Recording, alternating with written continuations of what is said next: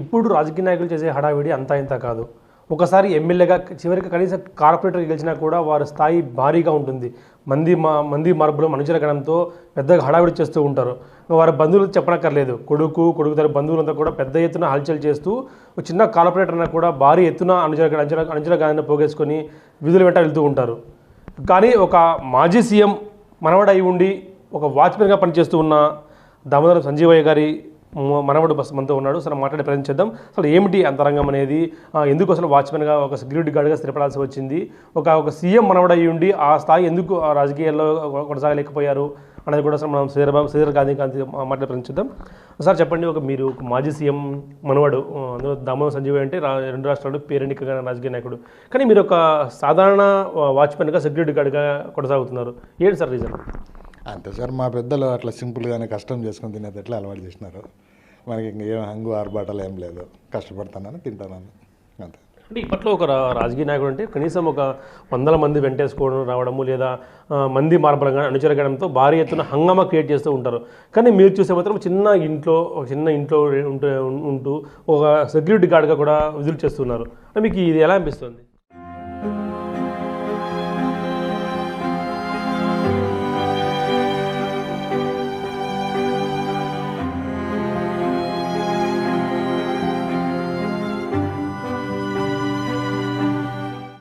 తప్పదు సార్, కడుపు కోసం తప్పదు. కానీ మా పెద్దలు నిజాయితీగా బతకాలని, నిజాయితీగా చేసుకోవాలని మాకు ట్రైనింగ్ ఇచ్చినారు. ఇదే మాకు అలవాటు అయిపోయింది.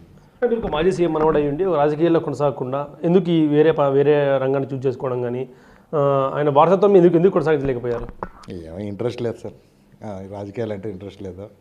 మా పెద్దనాన్నగారు ఉండేవాళ్ళు, ఆయన మంత్రిగా ఎమ్మెల్యేగా చేసినారు. కర్నూలు జిల్లా మునుస్వామి గారని కర్నూలు జిల్లా కోడుమూరు ఎమ్మెల్యేగా చాలాసార్లు ఉన్నారు, మినిస్టర్గా కూడా ఉన్నారు.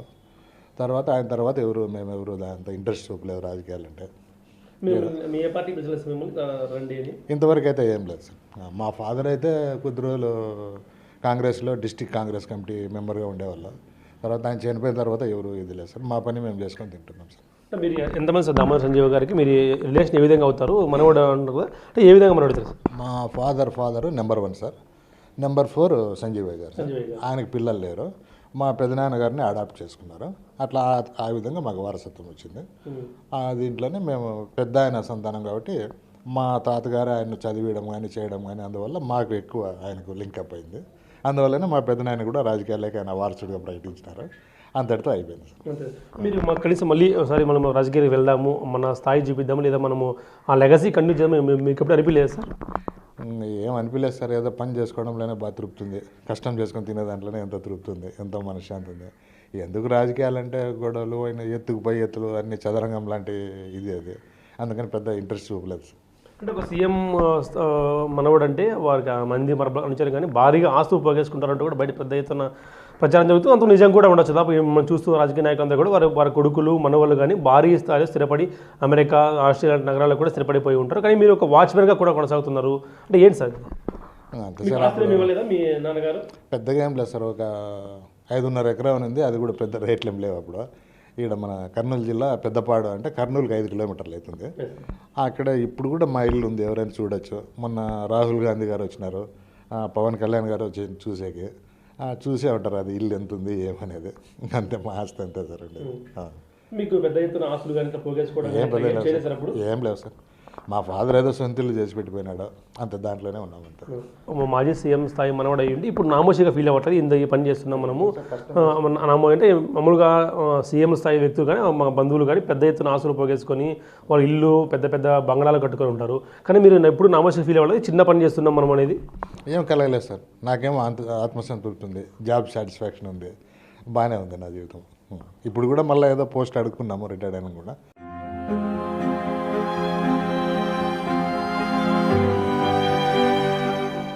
వాళ్ళు చూస్తామన్నారు, ఇంకో 1-2 నెలలు వెయిట్ చేసి, లేదంటే నేను వేరే జాబ్ ఏదైనా చూసుకుంటాను ప్రైవేట్లో.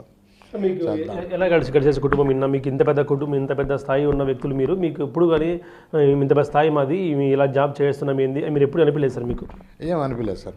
ఆ రోజు కడుపు కాలింది, పోయినాను జాబ్కు, అంత చాలా హ్యాపీగానే ఉన్నాను. జాబ్ సాటిస్ఫాక్షన్ అయితే ఉంది.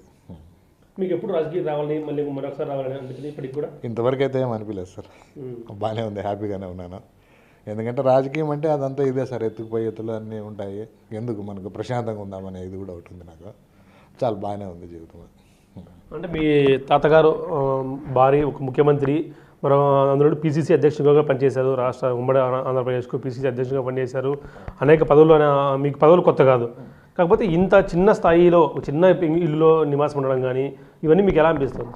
నాకేం అనిపించలేదు సార్, బాగానే తృప్తిగానే ఉన్నాను. చాలా కష్టపడితేనే మనకు, కష్టపడి తినేది నాకు బాగా ఆత్మసంతృప్తి ఉంది.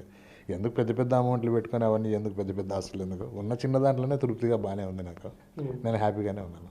మీ మొత్తం కుటుంబ నేపథ్యం చెప్పండి సార్. మీ పిల్లలు ఇప్పుడు ఏం చేస్తున్నారు? ఎంతమంది పిల్లలు మీకు?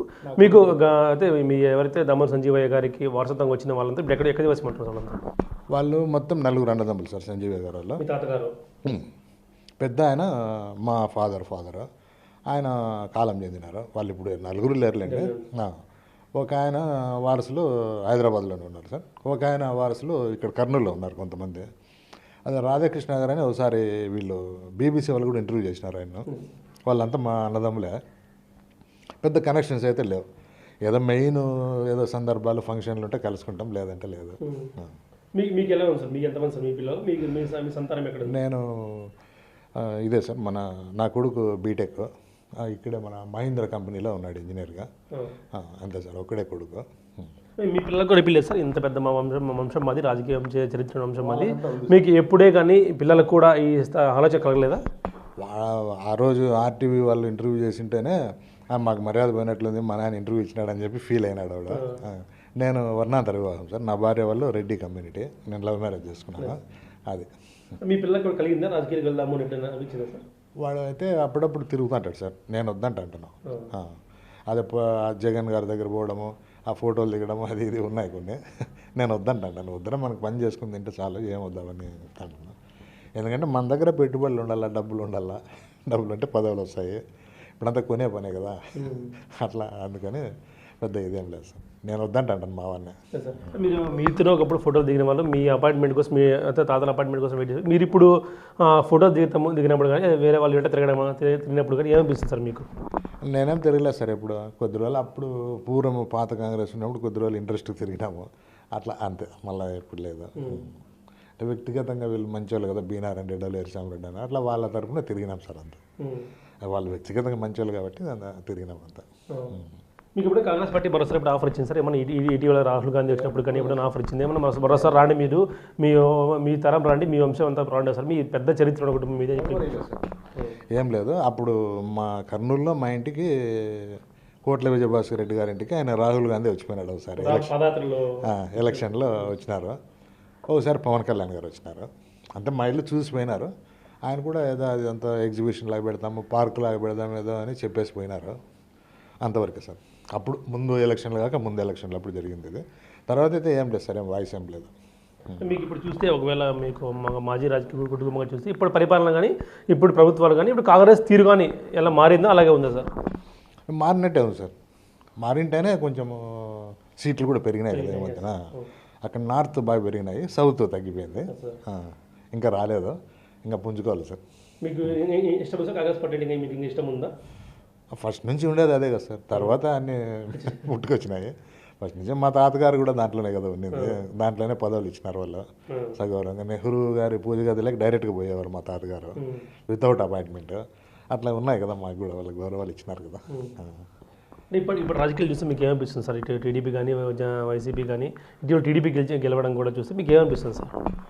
అదే ఇంకా మీకు తెలియదు ఏంది సార్, అన్నీ మీకే ఎక్కువ తెలుసు మాకంటే. మీకు ఏమనిపిస్తుంది మాజీ రాజకీయ కుటుంబంగా చూస్తే మీరు? ఇప్పుడు ఈ మధ్య నాకు ఆ రాజకీయాల్లో జోక్యం చేసుకోవడం కూడా టైం లేదు సార్. డ్యూటీకి పోవడమా రావడమా ఇదే సరిపోయింది.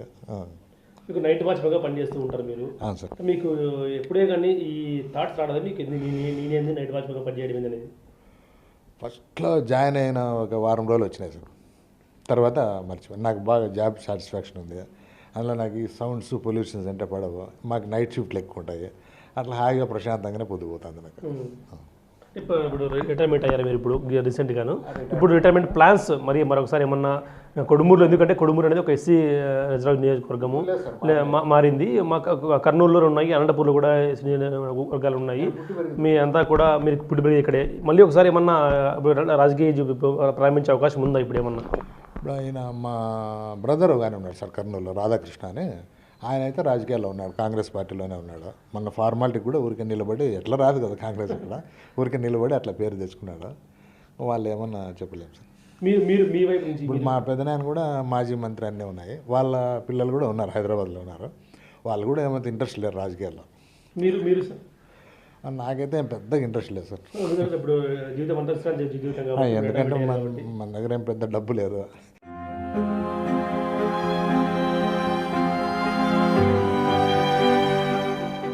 మెయిన్ రాజకీయాలు అంటే డబ్బులు ఖర్చు పెట్టాలి. పాత రాజకీయాలు వేరు, డబ్బులు అటు నుంచి వస్తాయి సార్. మీ తాతగారి ఫోటో మీరు ఇప్పటికీ పెట్టుకొని పూజిస్తూ ఉంటారు, మీరు మీకు మీ తాతగారు చూసినప్పుడు ఏమనిపిస్తుంటారు సార్? మాకేమో గర్వంగానే ఉంటుంది సార్, బతికితే అట్లే బతకాలి. ఆయన కూడా అదే చెప్పేవాళ్ళు, నిజాయితీగా ఒక పూట పస్తున్నా కూడా ఒక పూట తిన్నా కూడా నిజాయితీగానే బతకండి అని చెప్పినాడు. కాబట్టి మేము ఈ రోజుకి అదే పద్ధతిలోనే పోతున్నాము, హ్యాపీగానే ఉంది సార్. ఆయన కూడా అదే చెప్పారు. మీరు చూసారా సార్ మీ తాతగారితో మీకు అనుబంధం ఉందా సార్? మీకు ఏమన్నా? ఆయన నన్ను చూసినారు కానీ నాకు అంత గుర్తులేదు సార్. పిసిసి అధ్యక్షుడి హోదాలో అప్పుడు ఇక్కడికి వచ్చినారు అనంతపురికి ఒకసారి. వచ్చి మమ్మల్ని చూసి మా ఫాదర్ని తిట్టి ఒక 2 ఫ్యాన్లు కూడా వేయించిపోయినారు అక్కడ. మా తాత వాళ్ళు వెళ్ళింది అవతలసింది, ఇప్పుడు లేదు, అమ్మేసినారు. అట్లా వచ్చిపోయినారు, 2-3 సార్లు వచ్చి నన్ను చూసిపోయినారు. నాకైతే పెద్ద గుర్తులేదు. మీ నాన్నగారు మీకు ఏం చెప్పేవారు సార్? మీ నాన్నగారు కానీ అనుబంధం గురించి కానీ, మీ తమ్ముడు సంజీవ్ గారితో ఉండే అనుబంధం ఏం చెప్పేవారు సార్? అదే ఆయన వల్లే ఈరోజు మా ఇంట్లో లైట్ వెలుగుతుంది, మేము ఉన్నామంటే కారణం ఆయన వేసిన లైటే, ఆయన వల్లనే. అయితే చదవండి, కష్టపడండి, ఉద్యోగాలు సంపాదించుకోండి, అంతే, ఇంక వేరే ఏమవుతుందని చెప్పి. రాజకీయంగా ఇప్పుడు ఎలాగదని చెప్పలేదు మీకు సార్? ఏం సలహాలు అయితే ఇవ్వలేదు. మా పెద్దనాన్న గారు అయితే ఉన్నారు సార్, మొన్నటి రాజకీయాల్లో ఉన్నారు, ఇప్పుడు లేరు. మళ్ళీ కొద్ది రోజులు ఆయన ఎందుకో, వీళ్ళు అక్కడ 2 వర్గాలు ఉన్నాయి సార్. ఈ బైరెడ్డి గారి వర్గం ఉంది, కోట్ల గారి వర్గం ఉంది. మా పెద్దనాయన వాళ్ళు బైరెడ్డి గారి వర్గము, ఆయన చంపేసారు కదా, శేషేన్ రెడ్డి అని, ఆయన చంపేసారు. అట్లా వీళ్ళు కొంచెం మెత్తగారు. తర్వాత కొద్ది రోజులు కేఈ కృష్ణమూర్తి గారు, వీళ్ళంతా ఒకటే అప్పుడు ఫస్ట్ కాంగ్రెస్లో. వాళ్ళ ఫాదర్ మాదన్న గారు కూడా మంత్రిగా అట్లా ఉండేవాళ్ళు, ఎమ్మెల్యేగా. అట్లా వాళ్ళ సలహా మేరకు టీడీపీలో చేరినారు సార్ లాస్ట్ మూమెంట్లో.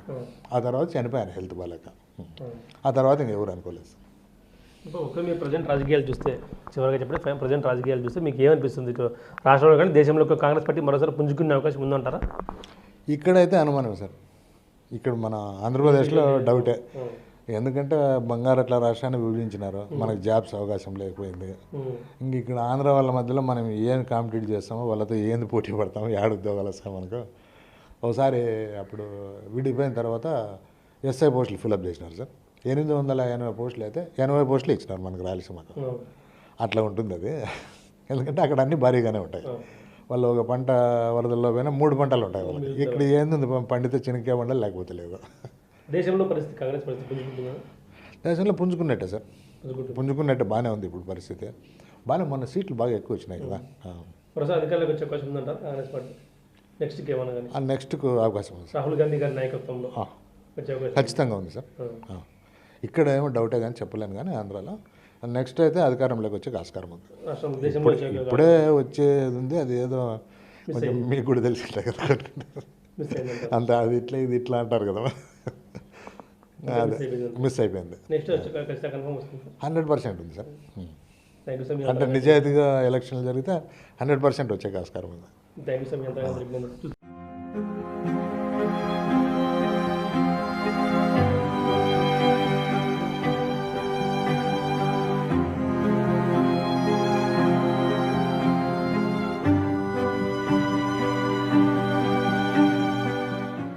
మాజీ సీఎం వారసత్వం అయ్యుండి, మనవడు అయ్యుండి కూడా సింపుల్గా ఒక చిన్నపాటి వాచ్మెన్ ఉద్యోగం స్థిరపడిపోయి మాకు ఇదే చాలు, మాకు ఇదే హ్యాపీగా ఉందంటూ కూడా, మేము రాజకీయాలకు వచ్చే అవకాశం లేదు, మాకు ఇంకా ఇదే మాకు హ్యాపీగా ఉంటాం, ఇదే జీవితాన్ని కొనసాగిస్తామంటూ కూడా చెప్తున్న పరిస్థితి నెలకొంది. ఇప్పుడు videos Prasad big TV Anantapuram నుంచి. For more videos like this, subscribe Big TV channel.